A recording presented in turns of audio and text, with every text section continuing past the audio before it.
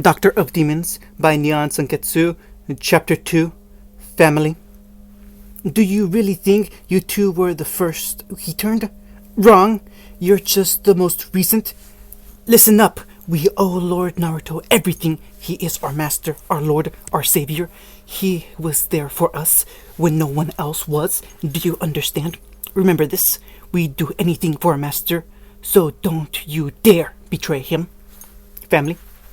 3 days passed by in the blink of an eye, the 3 days in which Daki and Gyutaro followed Naruto around like lost little lambs, a full 72 hours in which they traipsed after him across the countryside, scarcely speaking so much as a word. 4,320 minutes of awkward silence, only broken by brief moments of rest as he guided them into his sanctuary in the mountains. Frankly, the former shinobi found the way they clung to him adorable and terribly painfully sad. Even now, he could read their emotions plain as day. They thought they owed him something that he could collect at any given moment. They were relieved to be off the streets. They were grateful, yet any undercurrent of fear persisted beneath their every thoughts. That wouldn't do. No. It simply wouldn't do. Made him want to turn around and burn that god-awful town to the ground. It did. Now, Kurama chided. You know better than that. Besides, it's not like it's their fault. They were raised this way. It'll take some time for them to trust you. Maybe so, but that didn't mean he had to like it. And turning youngsters was a risky business by itself, if only because they didn't always survive, let alone reach their prime.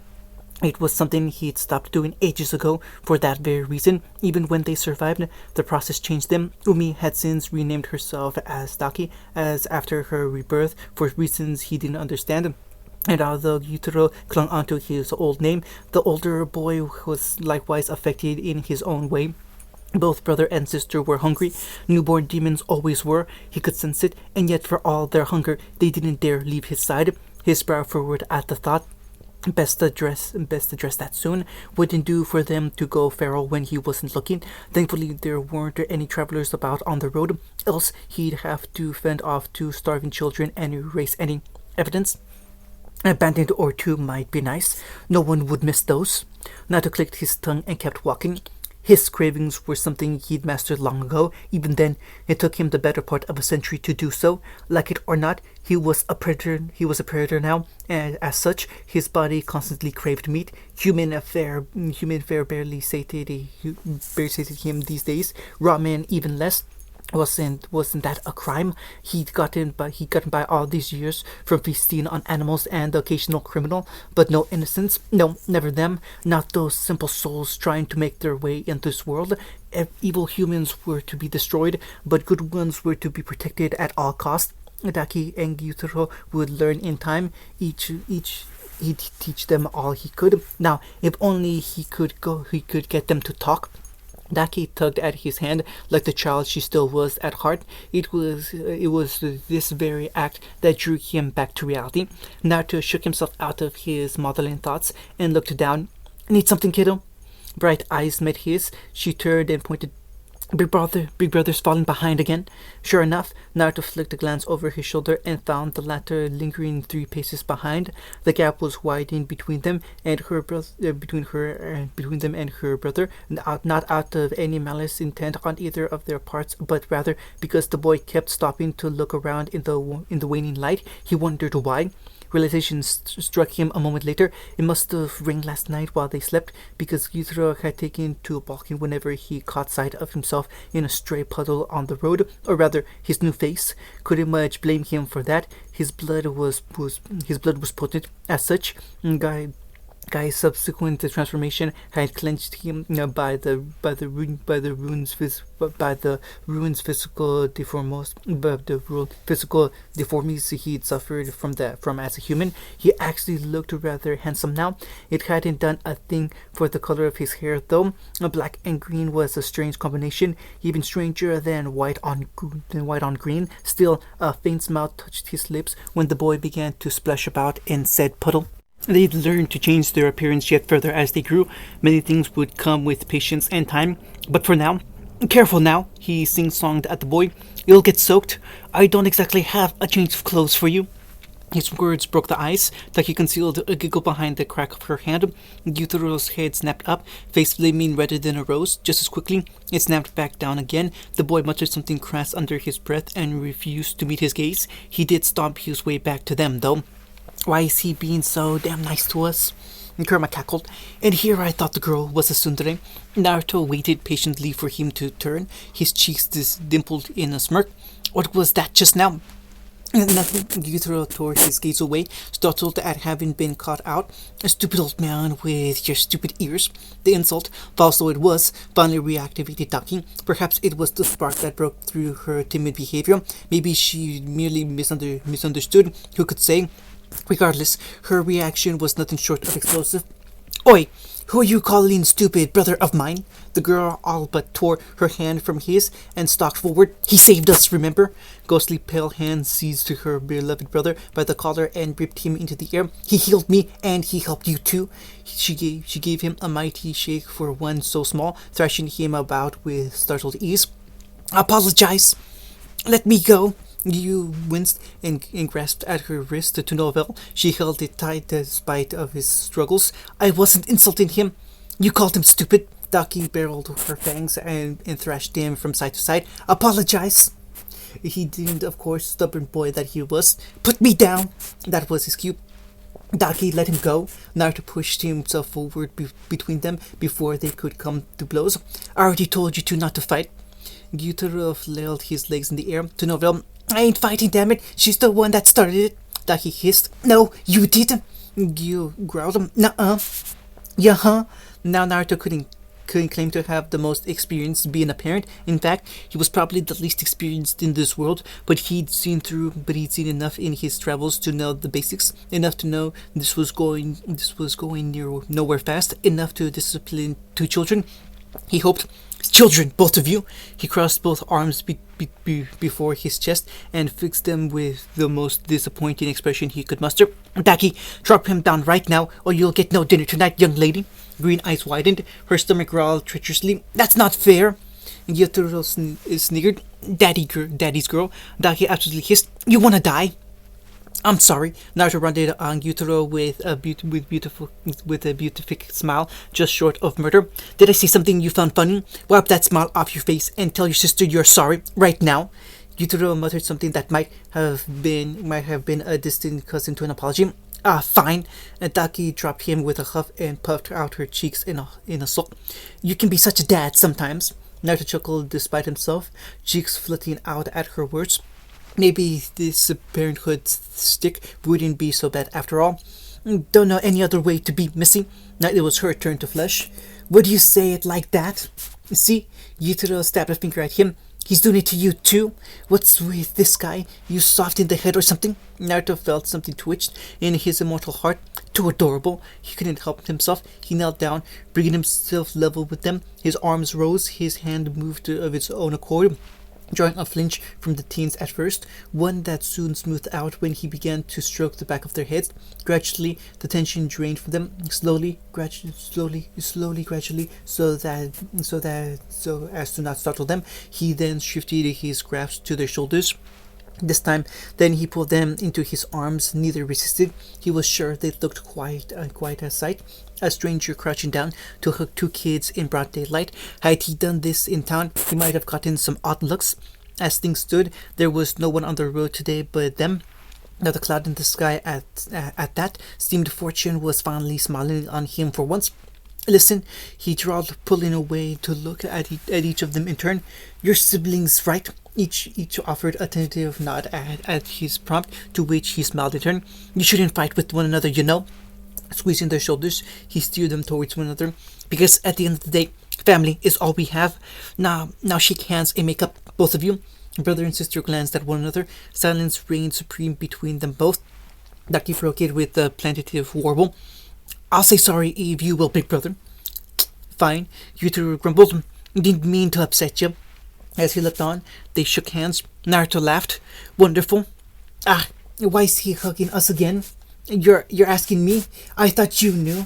Laughter swelled through the sky up in him as he held them close. After a time, they stopped struggling. Taki even deigned to snuggle closer when it became clear that he wasn't going to harm them. Zero put up a token resistance at first, but that crumbled when it became clear that he wasn't going to release him without a fight. Figured we'd get the one demon who likes to hug people. Naruto wisely chose not to acknowledge that. Look, I'm sure you're both starving. He climbed to his feet and took them up with him. Don't worry about that. I've got lots of food back in my territory. Try to hold out until then. Alright, I'll talk while we walk. Got some things to share with you before we enter my territory. Daki tilted her head, and pale hair falling across her green eye as she took hold of his left hand. Such as, you're strong now, but you're not invincible. He held up a finger, trying to hide a smile as the little ones looked on with rapt attention. You need to learn to master your new powers. The Demon Slayer Corps has several hundred members. Many of them would gladly see us dead, but they're not your worst enemy. He swung his free fist outwards, casually striking at a distant tree. It vanished with a crackle of timber. The children cooed in awe. Arrogance is, he finished, lowering his arm. You're my family now. You can walk in the sunlight just as I can. Though I'm sure you've noticed that. We're a different breed of demons compared to most, but you can't let that get to your heads. Do you understand? They nodded quickly. Taki found her voice a moment later. You said we're different. Why though? Don't know, he shrugged. Maybe there's someone else out there making demons, whoever they are. I haven't been able to find them. A comfortable silence wrapped them in warmth. There are only 3 rules in this family. Naruto held up 3 fingers. You will only ever be allowed to eat bad humans, the wicked kind, worst of the worst. Do you understand? You're free to feast on animals if you like, although I'd ask you to refrain from gobbling up pets. 2. Don't go revealing our existence to other demons without permission, let alone the corpse is you if you can help it. And 3. Here at last, his face grew stern. Should you turn someone, as I've turned you, you have to take responsibility for them. That said, if you have any problem at all, don't be afraid to come to me with it. Ducky wrinkled her nose. But you're nice. I am. He scratched the back of his head. But a lot of folks don't agree with me. A rueful laugh bled into the cloudless sky. I mean, a demon being a doctor. Who does that? I can't. And Tamayo sneezed softly. My, is someone talking about me? Naruto's place turned out to be little more than a college in the woods. It took a physical act of will on Daki's part not to turn her nose up at it. A rather large cottage, perhaps, but still a hut nonetheless. An old one at that. She didn't see much appeal in it, and she certainly didn't like the idea of squatting on the edge of a forest. Why live all the way out here? She asked. I thought you weren't afraid of the sunlight. I'm not. That staid smile didn't waver, even for a moment. That said, I prefer to keep a low profile. A clawed hand gestured to the so-called cottage in question. I've turned out others before. Some are quite nice. Kyagi, for instance, is a humble author. This is his mansion, enhanced by yours truly. He makes a decent living selling his novels and playing drums. You'd like him, I think. He may look scary, but he's a gentle soul. Not every demon has to be terrifying. Yutaro wrinkled his nose. You call this a mansion? Don't worry, it's bigger on the inside. Brother and sister balked. How? Naruto held a finger to his lips. Ancient shinobi secret. He held them right up to the door and did something with his fingers. Something clicked in the back of Daki's head, like the chime of a clock, a bell that tolled just for her. That was the only way she could think to describe the sound that followed. His hand closed around the handle and swept it aside. It really was bigger inside. An endless expanse awaited her just past the threshold. It reminded her of a feudal mansion she'd seen from afar, all tatami mats and sliding screen doors. A grand fortress straight out of a fantasy. She couldn't think of any other way to describe it. Truth be told, she didn't want to try. So damn big, it just kept going and going. They made it all of 3 steps inside before the tone of a drum answered. Not a heartbeat later, someone detached itself from the rafters with a cry. Whatever it was large, almost impossibly so. It alighted before them in a pointed crouch, pressed both palms into the floor, and prostrated itself before them. Welcome home, a low voice rumbled. My master. I'm back, Hyayo, and oi, his brow turned stormy. What did I say about calling me master? Get up already. The dark-haired man, demon, rose, and Ducky realized just how damn tall he was. He stood a good head taller, and yet for all that, his posture screamed different to the blonde. Were those drums growing out of his shoulders and back?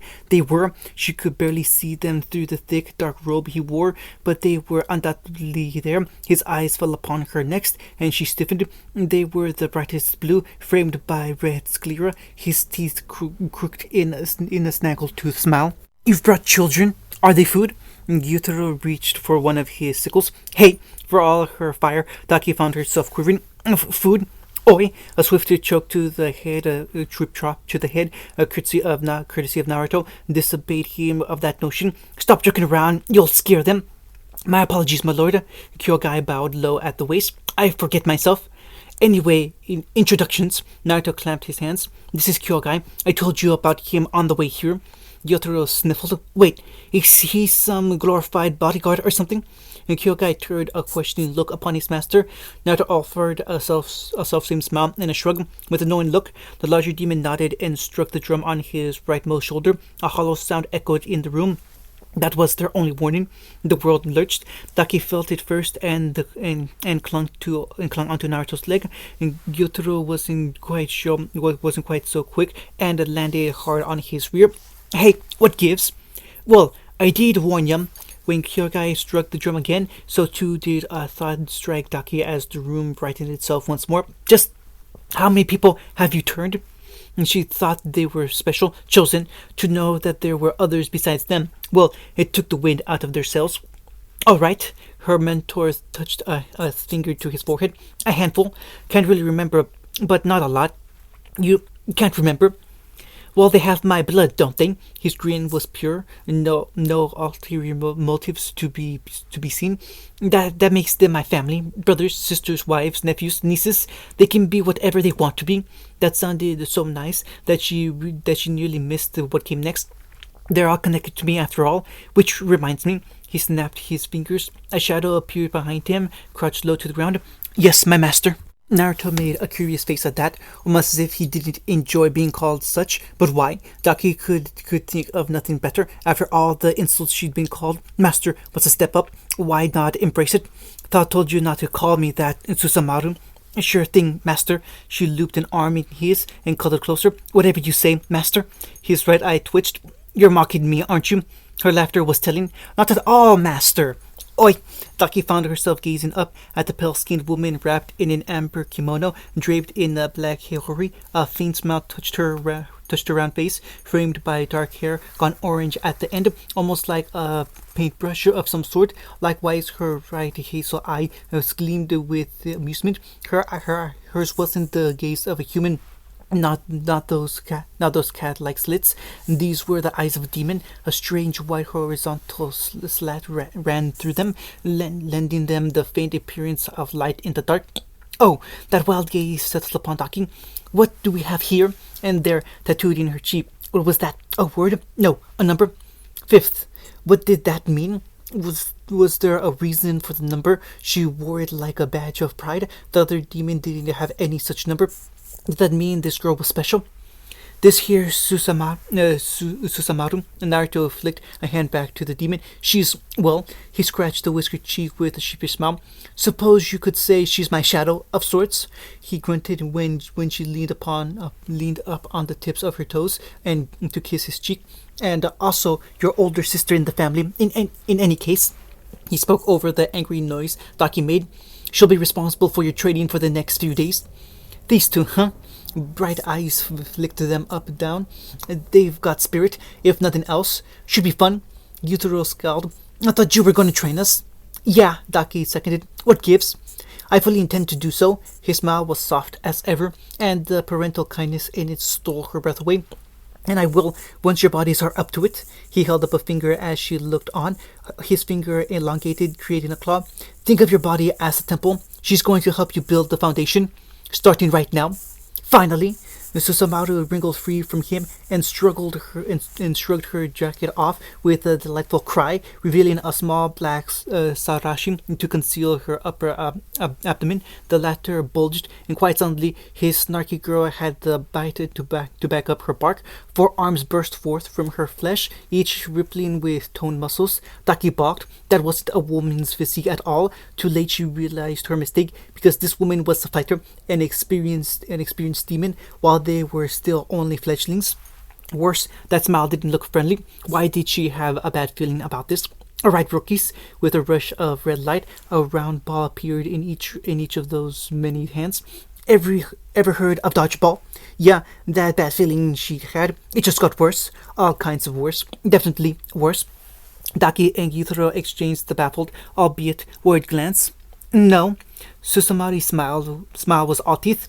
You're about to. You chose well, my lord. I hope so. Naruto winced as a ball whistled painfully close to Daki's head. She dodged aside with a snarl and dove at Sasumaru's legs, opening the way for Gyutaro to tackle the many-arms demon from behind. She could have broken every bone in their bodies for that. Instead, she let them drive her down. They went down in a tangle of arms and legs. She wouldn't kill them. He'd forbidden it. They'd only wished for death once the traitor was through with them. This was their own good. This was for their own good. Shaking his head, he turned to reality. Did you look into the mountain I asked you about? Rather than answer, his attendant struck the drum on his back, moving them to another room for the sake of privacy. He took a moment to steady himself, stomach lurching. In this mansion, Kyukari was akin to a king. His four drums allowed him to marshal all manner of madness, teleportation included, and now he still wasn't quite used to being teleported like that. I did. Kyukari nearly knelt the moment they reappeared, but a black look told him he wouldn't take kindly to that. He saluted instead. A great many people have been disappearing in the vicinity of Mount Natagumo,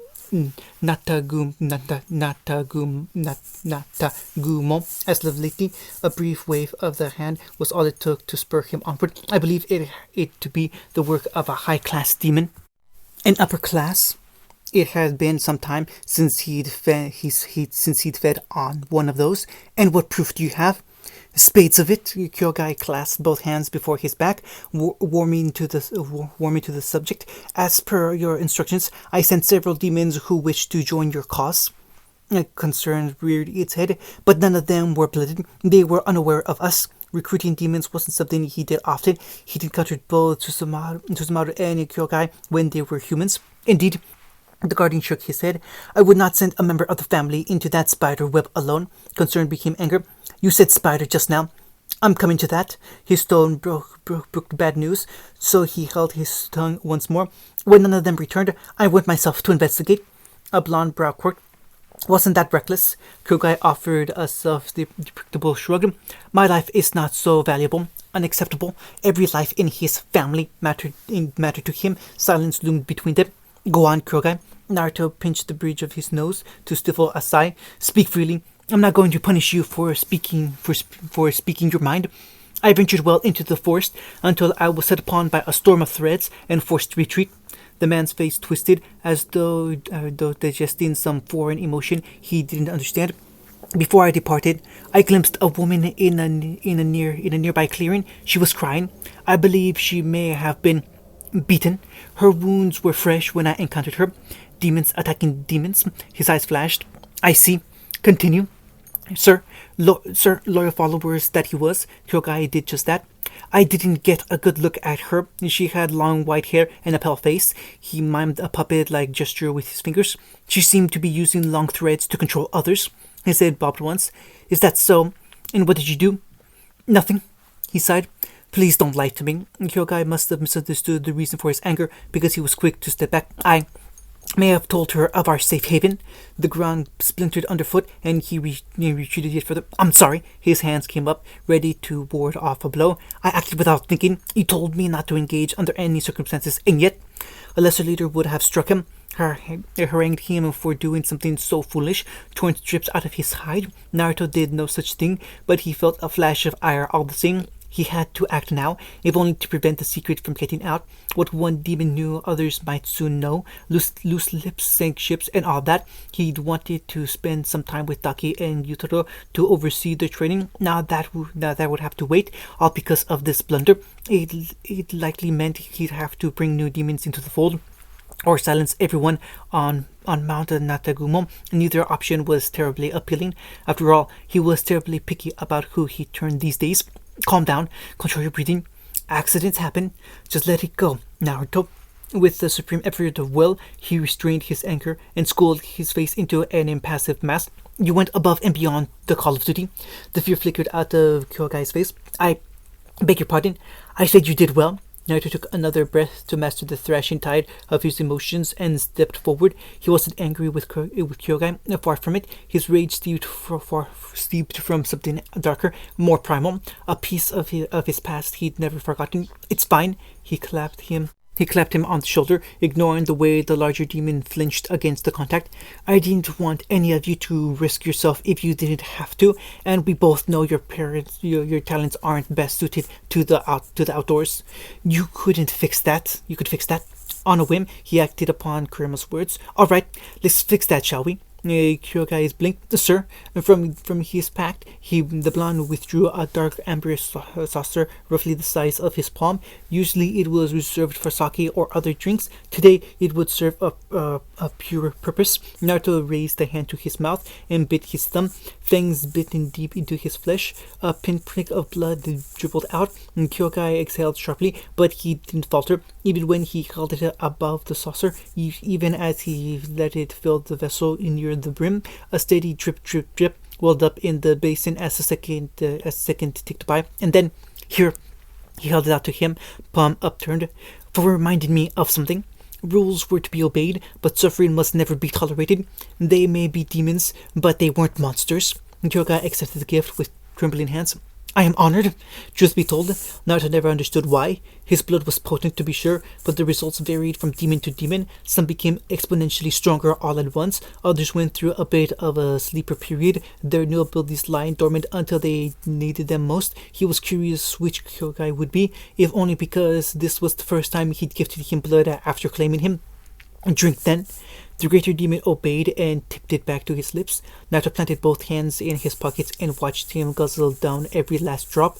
The very moment Kyogai finished, his legs buckled beneath him. A gasp tore out of the taller demon as he crashed down to hands and knees. The saucer struck the ground at an angle and shattered like so much glass, spraying ceramic shrapnel across the tamati mats. Veins pulsed in his body as he bent double, contorting in on himself as he struggled to contain the sudden influx of power given to his body. For all that, he didn't scream. Even as fresh tremors wrought his body, he held his tongue. A true fighter to the end.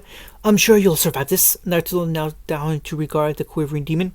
No, I know you will. Look after the others while I'm away. He planted a palm on his shoulder and patted it once for encouragement.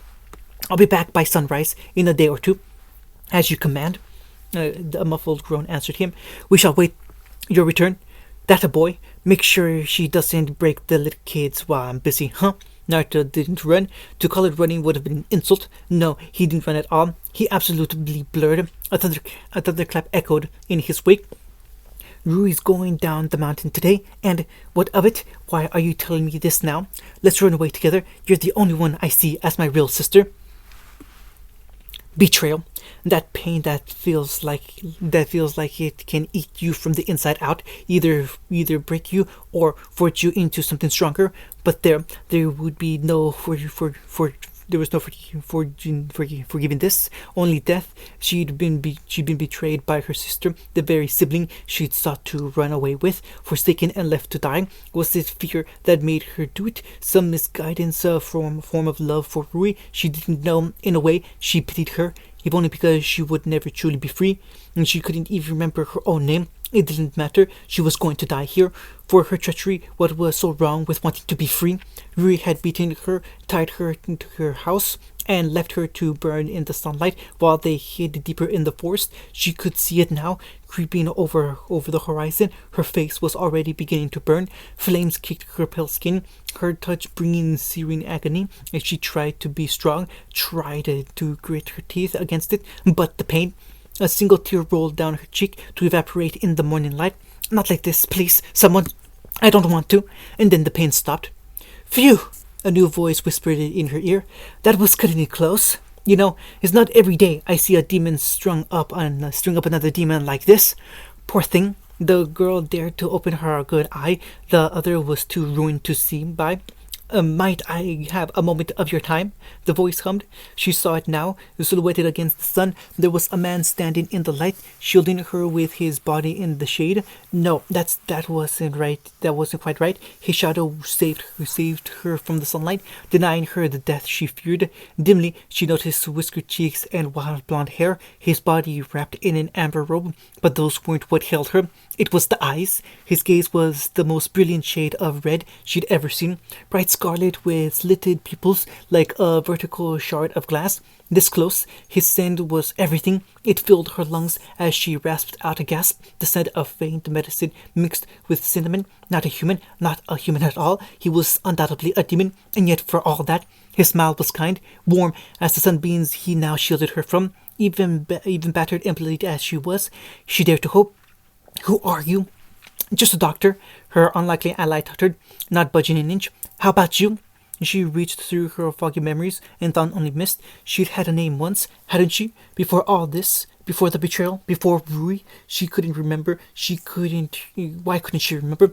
A jolt of pain flashed through her forehead and she winced. I don't know. Those vivid eyes blinked back at her. How can you not know your name? And oddly enough, his words sparked a seed of anger in her. With it came defiance. I just don't have one, all right? Well, then I guess it's only fair I gave you one. His voice soothed the raged edge of her soul. How about it? I'm pretty good with names after all. Mine is. His lips moved and her ears rang. What was that just now? I couldn't hear his name. She tried to speak and succumbed and succeeded only in coughing up blood. Her wounds were healing, but slowly. Bound as she was, she couldn't move anything. She couldn't move anything save her neck. Even that required substantial effort to her part. A tan hand touched her head, even as he continued to shield her from the sun with his body. Come again, Naruto. He repeated plainly. Nice to meet you, Miss No Name. Hope bloomed in her heart, even as she tried to repress it. Was he really going to help her? It seemed almost too good to be true. Still, this is a bit of a problem. He prattled on with a hum. I can see you're in a bit of a bind here, and I can't really move too much. The second I do, you'll burn to a crisp. His smile grew pensive, like clouds looming in a storm. In fact, I'm fast, but I can't really outrun the sun with no cover. So, she gulped. There was a spark in his eyes now, the glimmer of a man with an idea. So let's make a deal. His forehead kissed hers. Those eyes hovered mere inches from her own. These kids who left you here to die, I caught a glimpse of him before I ran out here and threw a distraction his way. His tone said much of what said distraction must have been. Tell me about him, about this family of yours, and in return, he shifted his head just so, exposing his neck to her, arching it back. I'll give you a new name and save you, free of charge. How can you save me? She read his intent and frowned. I'm already a demon. So was he. Moreover, why wasn't he burning up in the sun? She hadn't noticed it before in the haze of her pain, but now that she'd been granted a reprieve, she realized her sleeves were smoldering where she'd been exposed to the light, yet he stood in it unharmed, seemingly ignorant to the danger. It wasn't fair. Why could he stand in the sun and she couldn't? Not fair at all. She just wanted to be free.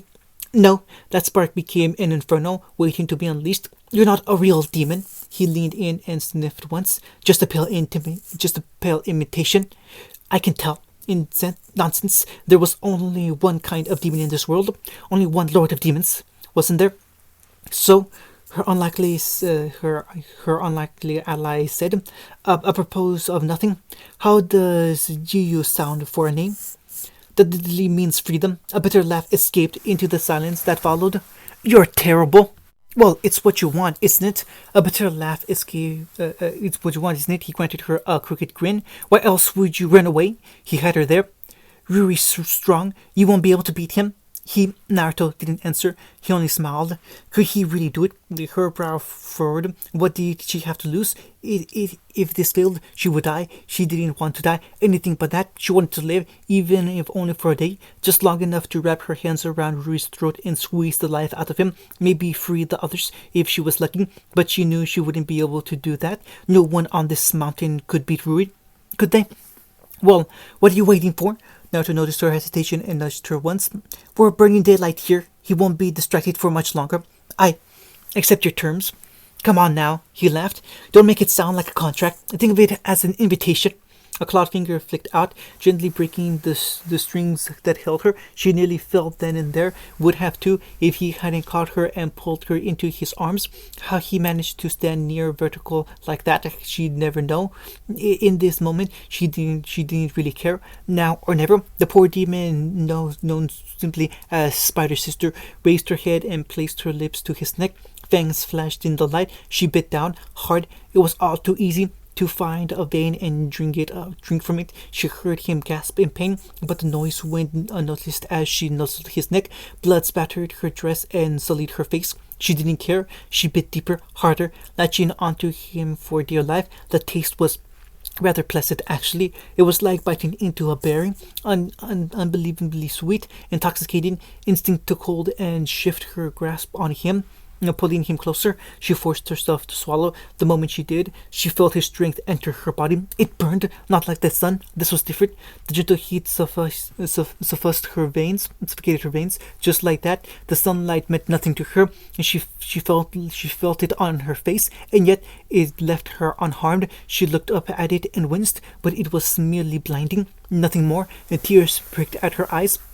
This power, it put Rui to shame, made him seem a tiny spider before a giant fox. She wasn't sure why she made that comparison. It just felt right. Perhaps it was because she was already a demon. Maybe being so near to death left her body ready for the change that came. Who could say? Regardless, she suffered no convulsions, no tremors. She felt veins pulse in her forehead as his blood filled her every pore. Made a little mailing noise as she continued to drink.